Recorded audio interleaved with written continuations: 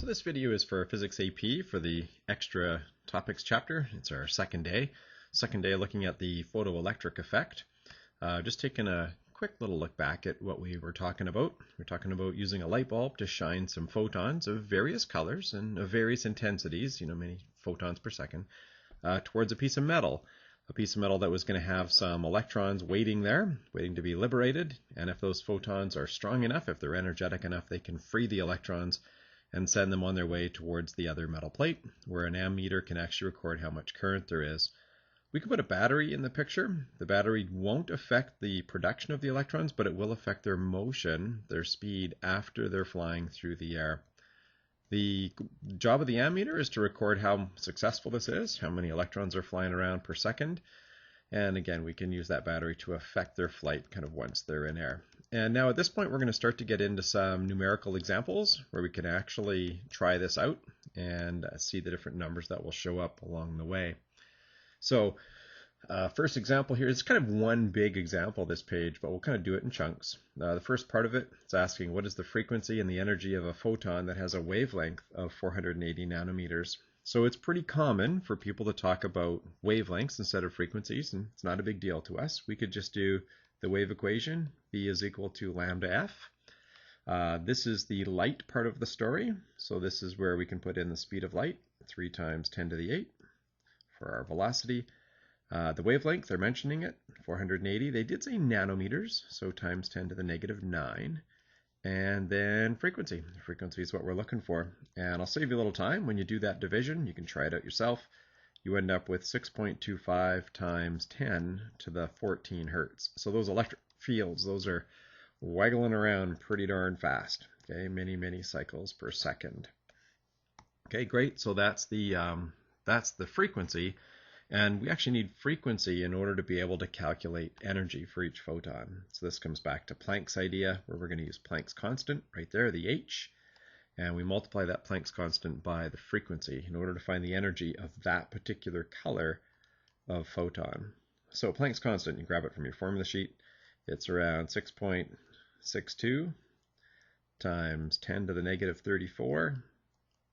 And then we're just going to put now our frequency in there that we know, 6.25 times 10 to the 14. And again, I'll save you a little bit of time. Every single one of those photons of that particular color of light, every single one has exactly this much energy, 4.14 times 10 to the negative 19 joules of energy. Not a lot, right? 10 to the negative 19, but it could be enough to actually knock free some electrons from that metal. And that's where we're going to go next. So example 2 says if a metal has a work function of 2.4 eV, right? That's electron volts, something we talk about in Physics 12. What's that value? What's that work function expressed in joules? Yeah, okay. So most of you have seen this by now, but a couple of you may still be doing this in semestered physics, so you haven't quite got to this yet. This eV, it's nothing more than another unit of energy. It's actually a really common unit, a really nice unit to use when you're talking about very small amounts of energy. And that's what we're talking about here, right? 4 times 10 to the negative 19 joules, it's pretty tiny. So 1 eV, 1 electron volt, is equal to 1.6 times 10 to the negative 19. That's actually the charge on an electron. It's like that many coulombs, but then you multiply it by 1 volt, by 1 joule per coulomb. So 1 eV, 1 electron volt, is just 1.6 times 10 to the negative 19 joules. So if I wanted to see what this work function would actually be in nice, normal, civilized joules, then I'm going to have to go and say, all right, that work function, I'll express it as phi.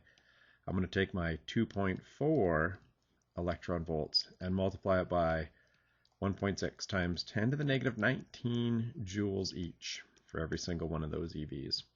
And so this is just another way, that 2.4 EV, another way to say, hey, the work function, the amount of energy needed to get one electron free, to get every single electron free, is 3.84 times 10 to the negative 19 joules. Okay, that's the minimum amount to knock those electrons free. And by the way, those are electrons that are going to be right near the surface, the easiest electrons to knock free. The electrons that are a little deeper in the metal might require some more energy than that. But the ones right near the surface, you will be successful if you throw photons at them that have at least that much energy. So just up here at the top of the page, I'm just going to rewrite that photoelectric effect equation. Again, the troubling thing for some students with this equation is it talks about two totally different things. On this side of the equation, on the left-hand side, we're talking about the amount of energy on board a photon as it comes in to strike the metal. Then the photon gives up its existence in order to hopefully knock an electron free. That costs you something. That's the work function. And maybe you can actually give that electron more than it needs, and it'll be able to leave with some speed, with some kinetic energy. So that work function, the phi, is the minimum amount to actually get it to leave. And if we shine these photons at it with 4.14, that'll be more than enough to actually get it to work. So example 3 says, if the photon in example 1, okay, right above you there, 4.14, is striking the metal in example 2, okay, that's the metal that cost you 3.84 to knock them free, what is the maximum amount of kinetic energy and maximum velocity of the released electron? So we're now going to be talking about electrons right at the surface. Okay, so I'm going to come back to why this word maximum is in there. Okay, kind of a little caveat. We'll come back to that in a minute. But let's just roll through the math and see what the math offers. So incoming photon energy is going to get converted into liberating the electron plus sending it down the road. So we have 4.14 times 10 to the negative 19 joules of energy coming at you. Photon gives up its existence to do this, and it's going to cost us 3.84 times 10 to the negative 19 to knock it free. So we have some left over. Every single electron that gets knocked free is going to be given this much extra energy. As it goes down the road, it'll be in the form of kinetic energy. Subtracting, we end up with 3.01 times 10 to the negative 20 joules. Okay, so there's a little bit of energy left over, and that'll be in the form of some kinetic energy. And I'll show you the picture of it running here in just a second. Now, you can actually do a nice little physics 11 calculation for how fast those electrons now can go flying. We know from physics 11, kinetic energy is just 1/2 mass of the item, speed squared.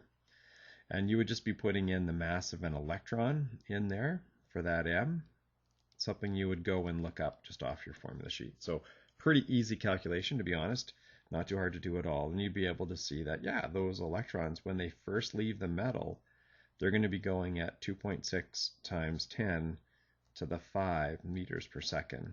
And if the battery is set up the right way, which it's going to be in my little demo here in a second, they'll actually pick up speed. They'll start with that much, and then they'll go even farther. Now, I'll come back to the maximum issue here in a second, but I just want to fire up that little app here and try this out. So I've got it set up. So the light bulb is set to that bluish color, kind of a turquoise. 480 nanometers is the wavelength. Right now the intensity is off, so my light bulb is off. I'm not running it at all. And I can see, if I look closely, there are some electrons here. So you should try this app out. If it doesn't run for you right away, you may need the little Java program to get it to run. And I've put that on the All Resources folder there, so you can install that on your computer if you desire to. So here goes. I'm going to turn the light on, shine some photons in, and then hopefully we'll knock some electrons free. And we'll notice that as the current goes up on the ammeter. So I'll turn the light up to about 50% here. And it's working. We're knocking some electrons free. I don't even see the photons. I just see this blue light going in there. Okay, the photons are so tiny we don't see them. Not in this little app. So they're going in, hitting the electrons, and they have enough energy to knock them free. And I can see that they actually start off with some speed. They leave that left plate with some speed already, and then they actually go faster and faster. And they go faster and faster because of the battery. Now, not every one of those electrons comes off with exactly the same speed. Just as I look at them, I can see some go a little faster than others. And that was that issue of the word maximum. You see, some of these electrons are deeper in the metal, and it costs you a little bit more than 3.84, 10 to the negative 19, to knock them free. So you may knock them free, but you don't have quite as much in reserve to give them kinetic energy. Now, this app does give you the option to check this box and say, can you please not show me the deeper ones? I only want to see the ones that come off the surface. So now we're doing surface electrons only. They all cost you 3.84, 10 to the negative 19 to knock free. So they all come out of there with exactly the same speed. But if I deselect that, then I will also be knocking some deeper ones out too, but they're not going to come out quite as quick. So they never quite get as much speed as they go and crash into the other side. Okay, let's just take a look back at the notes here, and let's put in a little note about that word maximum. Okay, so that's just in there kind of just to get the grammar right, to get it perfect. So the issue with that word maximum, don't forget that deeper electrons, the ones that are deeper in the metal, they're a little more stuck. So deeper electrons with larger work function, with larger phi, okay, a larger price to be paid, they're going to have lower EKs and Vs.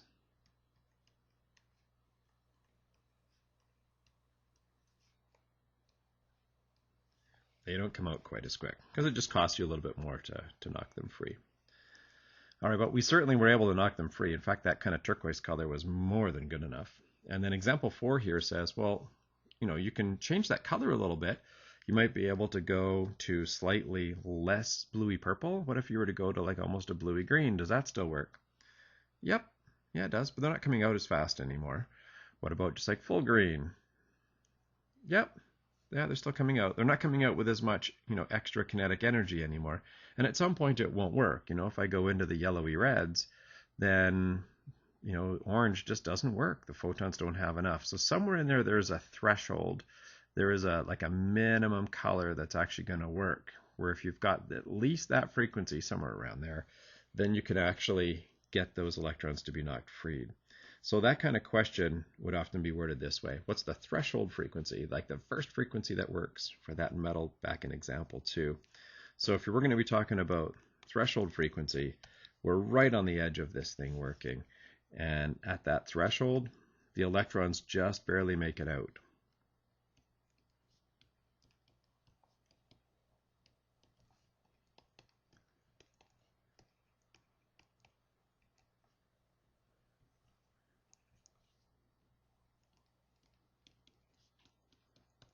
Like just barely.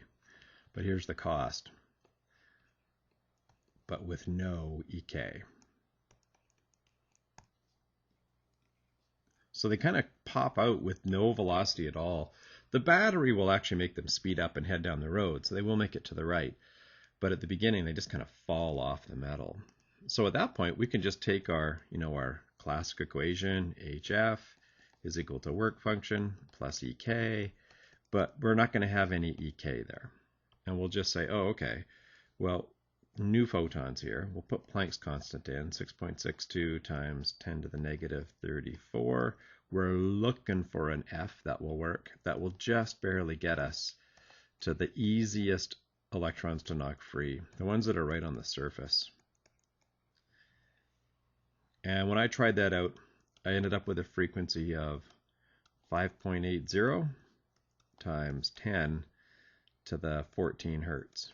And that's the way the whole Planck thing works. It likes to work with frequency.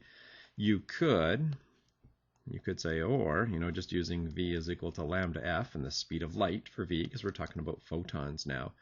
You could rewrite that and say, hey, that's the same thing as a wavelength of 518 nanometers. That's just good enough.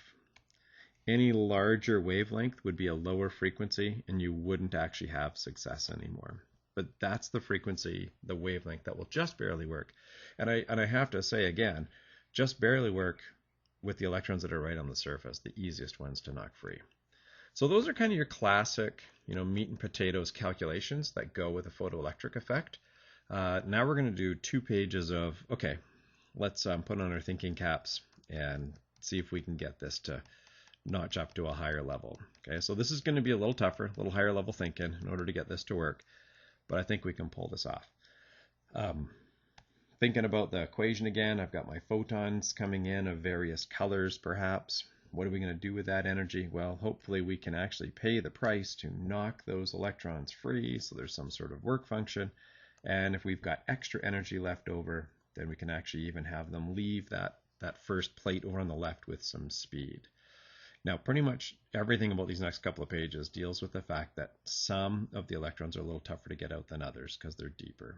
Okay, so I've got a graph here, and this graph says EK, kinetic energy of the electrons, max, right? A little max caveat on the edge there, on the end of that. And I want to talk about, like, why is that in there again, right? Well, it's all about that deepness issue. So remember that deeper electrons, because you don't know which electrons the photons are going to hit. They may strike some deeper ones. The deeper electrons will require stronger photons to escape. More energetic, right? Photons.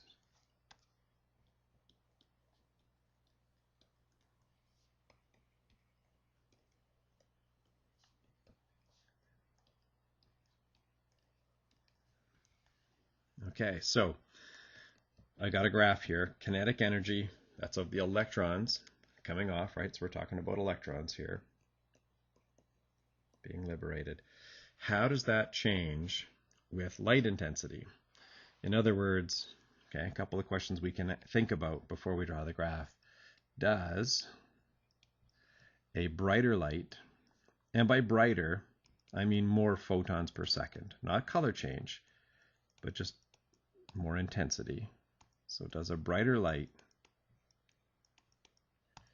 mean quicker? Because that's what we're graphing here vertically. Does that mean quicker electrons? And I'm also going to ask the question, same time, we'll kind of get it all in the same graph somehow. Does, well, for the lack of a better way of saying it, does bluer light, something more towards the blue or purpley end, does bluer light mean quicker electrons?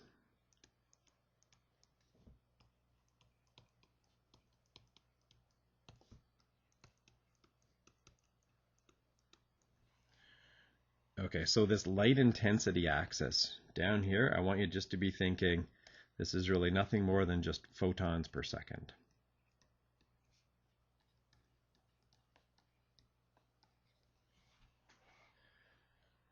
Here's what you find.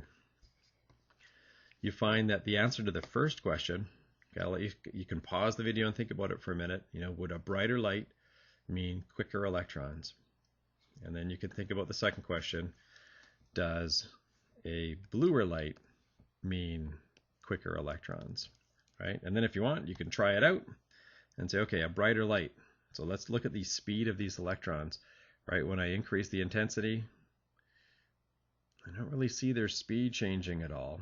Okay, but what about a bluer, purpler light? Whoa, those are definitely going faster. Okay, so the answer to the questions here, the first answer is no. No, we're actually going to get a flat graph. But does a bluer light mean quicker electrons? And the answer is yes. So we can actually put multiple graphs on here.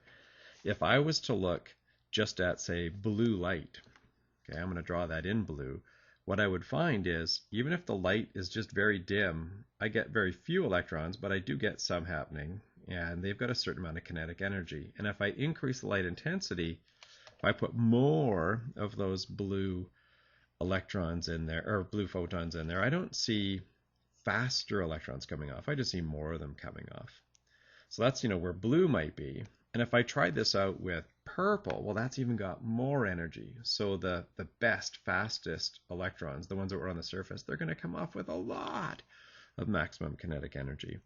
And then as I work my way down, somewhere in here, there's going to be, like a turquoise kind of thing. And, this is maybe not perfectly to scale, but somewhere in there, there's like a green, maybe a greeny yellow or somewhere in there. And then that's it. You're at that cutoff frequency. And you wouldn't be able to get any kinetic energy wouldn't be even working, okay, below that. And so this graph, if I want to kind of draw this with various colors, what I have here is these various lines mean increasing photon energy.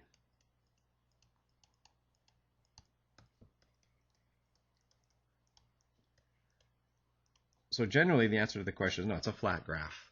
But the graph will only work if your color is good enough, if you're actually up above that threshold frequency. If you try this with red light, you don't even get a graph at all. It's not even going to work. Okay, next higher level thinking question. Still again, kinetic energy, maximum kinetic energy. So we're talking about the easiest electrons to actually be knocked free. And now on the bottom axis, we're changing the light frequency. Okay, so in your mind, I want you to be thinking about the color. Okay, so think photon color.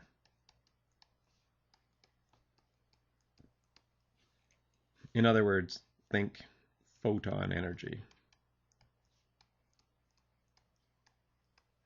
The farther you go to the right, the more energy we're going to have. Bigger frequency means more energy.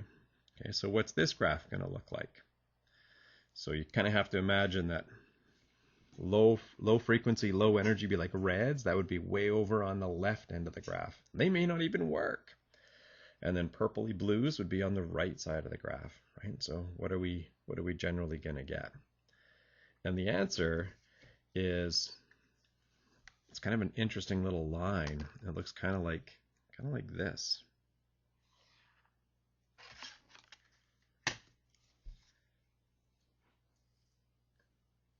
But that line actually represents a whole bunch of different colors in there. So what you might find is like greens are here.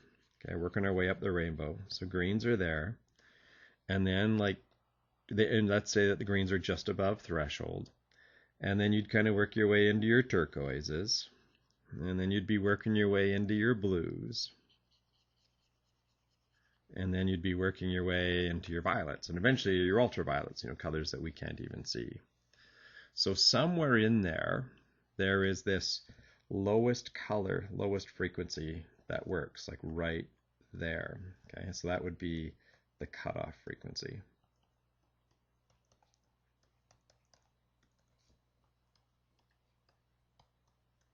Because the experiment just cuts out if you have a frequency that's lower than that, and energy that's lower than that. That would be right at that, what did we call it?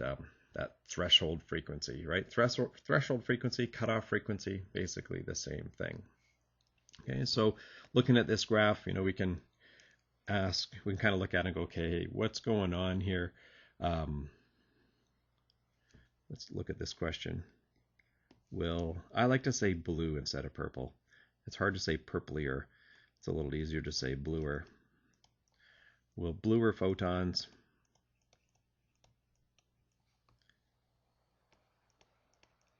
have more energy to give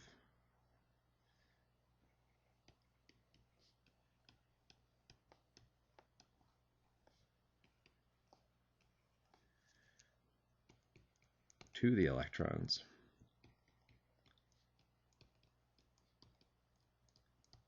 for kinetic energy, for EK? Kind of blue photon compared to a green one give an electron a better opportunity to have some kinetic energy? Yeah, you bet. Right? That's what this graph says. The more you go kind of working your way up the Roy G Biv, it's probably a lie to put the whole Roy G Biv. Maybe it's like Roys are hidden and then G Biv is kind of going that way. The answer is yeah, definite yes. Okay, one more page of graphs where we can kind of think like, okay, how would this actually go? On this page that we were just doing, we were only talking about the easy electrons to knock free, okay? Just the ones that are right on the surface, because it said max. Okay, so now we're going to start talking about the current. The current is measured by that ammeter. It's kind of measuring how successful this is, how many electrons are hitting per second. So yeah, I know from electricity, current is measured in amps. I get it. Yeah, it's talking about coulombs per second. Right, that's officially what current is all about. But let's think about generally what this is trying to say. So think in your mind electrons freed per second. I know those units are technically not right. It's not electrons per second, but it's telling you, it's describing for you how many electrons are freed every second. Yeah, we bundle them together into coulombs, but it's telling you how successful this story is. So now here's a graph that's got current up and down, and then it's got light intensity going this way. So light intensity, that's just how much you've turned the light bulb on. It's not color.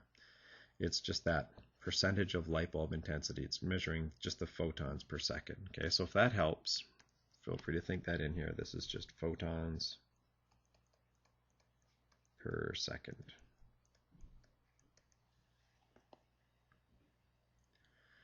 All right, so, well, let's think this through. If you tried this with red light, you wouldn't see anything at all. The graph wouldn't even show up. Doesn't work. Orange light doesn't work either. And at some point, you get to that first color that works. You know, maybe it's somewhere around green.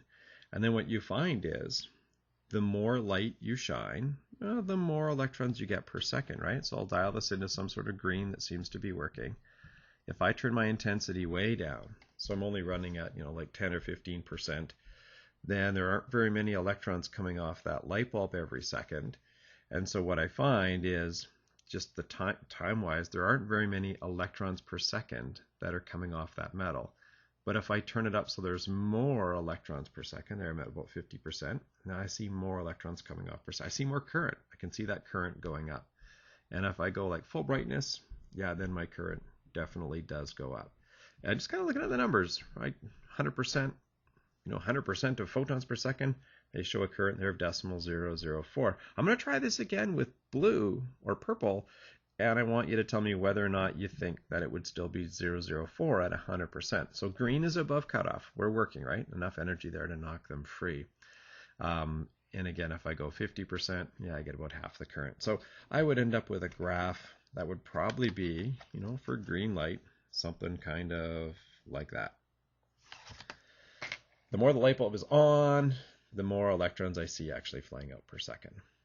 Okay, now what's going to happen if I take the same light bulb? We got up to 0.04 before, and turn it off. What if I go to something more like turquoisey? Will it still be 0.04? Okay, so it's above cutoff. The cutoff frequency was somewhere in that yellowy green. So all these photons should be good, right? And now I try it out, and whoa, my current's actually much higher. Now at first glance that surprises me, right? That's not exactly what I was expecting. I was kind of thinking, well, hang on, the blues and the greens, they're all above cutoff. Shouldn't they all be liberating electrons every single time a photon lands? So I'm a little shocked to see that the current is higher. I do see it's proportional. If I go with half intensity, I get half that current. But what I'm noticing is if I go with like a turquoise, then this graph seems to be kind of like this. And if I go with something more blue, again, I have proportionality, but I end up with an even higher current. And then if I go with purple, an even higher current again, right? Still with that proportionality. So we got to figure this out. Why is this doing this? Because all of these colors are above cutoff. All of these colors are supposed to make that metal happy and say, hey, we can knock the electrons free. So why are we seeing purple do a better job of knocking more electrons off per second, right? So another way we can look at this is let's pick one light intensity, like maybe 50% light intensity right here. Why is it that the purple one knocks more electrons off than the green one does? Green photons are great. They're supposed to, they're above that cutoff. They're supposed to work great. So my question that I'm pondering is, for a given intensity,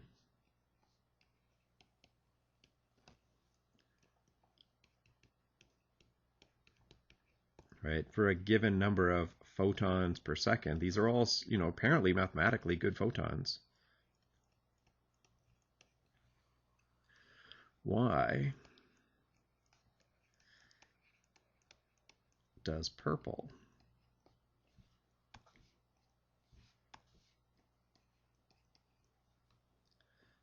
free more electrons per second?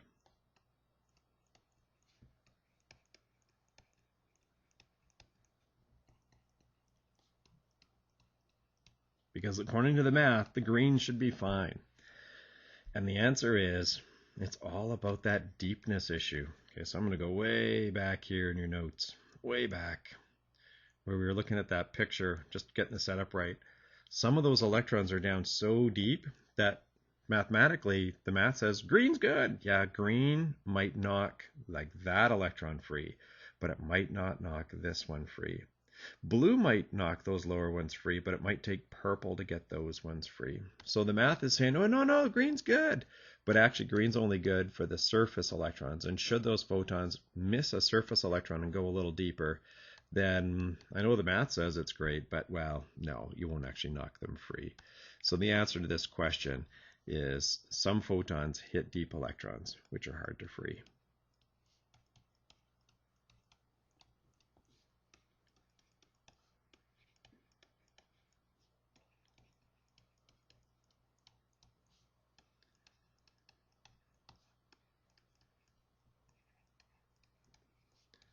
So we're getting into kind of the little nuances of the experiment.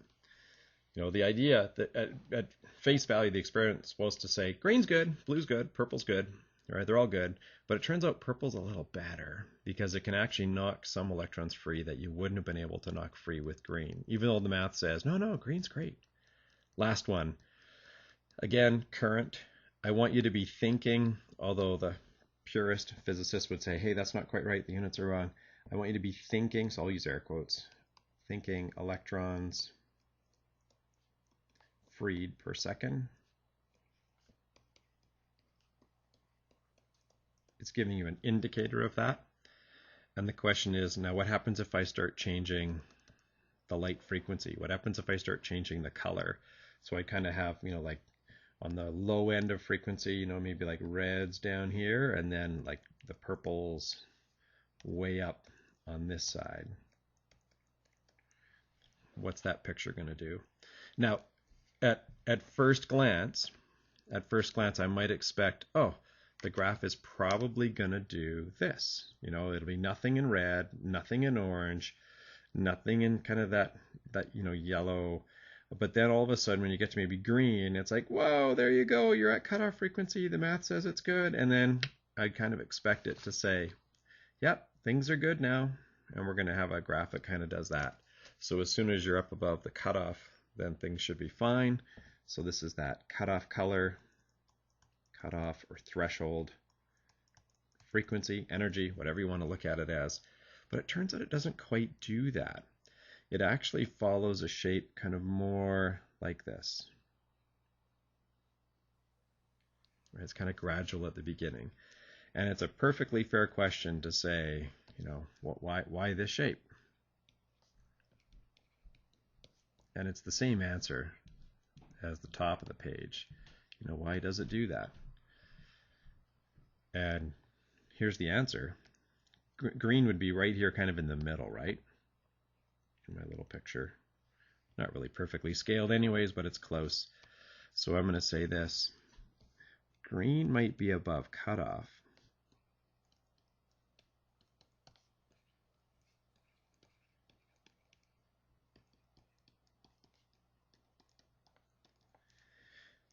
But it's not energetic enough for deep electrons.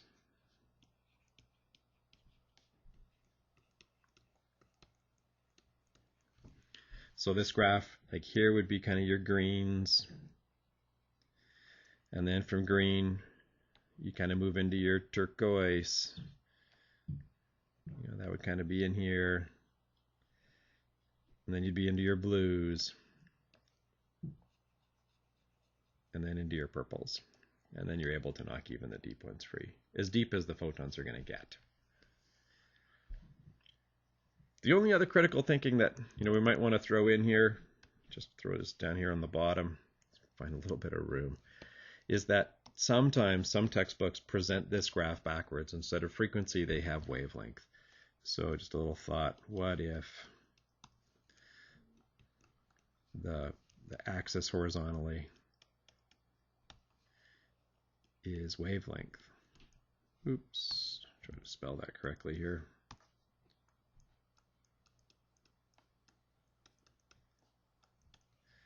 Well, I know just from thinking about checks and arrows, V is equal to lambda F. When the frequency goes up, wavelengths go down. They're just reversed, right? They're inversely proportional. So the answer, right? The answer is that just the graph just reverses left to right. We just trade places. The left and the right sides of the graph just switch. Not a big deal. So a little critical thinking going on there. Really dealing with the issue of cutoff frequency, like, okay, are we above cutoff? It should be good now, but it's only good for the easy electrons, and sometimes you have to be well above cutoff in order to get the deep ones. But don't lose sight of the big idea with this experiment, and that is it verifies the quantum nature of light. It shows that light really is made of these particles that have energy based on their color. And you can throw as many red electrons as you want at a material. You can go 100% with your light, many red photons per second, and it's useless. And you can even do just a few purple ones, and it works quite well, right? So as long as you've got the right intensity for those incoming photons, you can knock the electrons free. This shows that light can behave as a particle and not as a wave, that it can behave as a photon instead of an electric field wave, right? So remember, it can do both, right? But this experiment shows that, no, it can behave like a particle. And that's the end of this second lesson for the photoelectric effect. We'll do one more on that and then a few more topics down the road.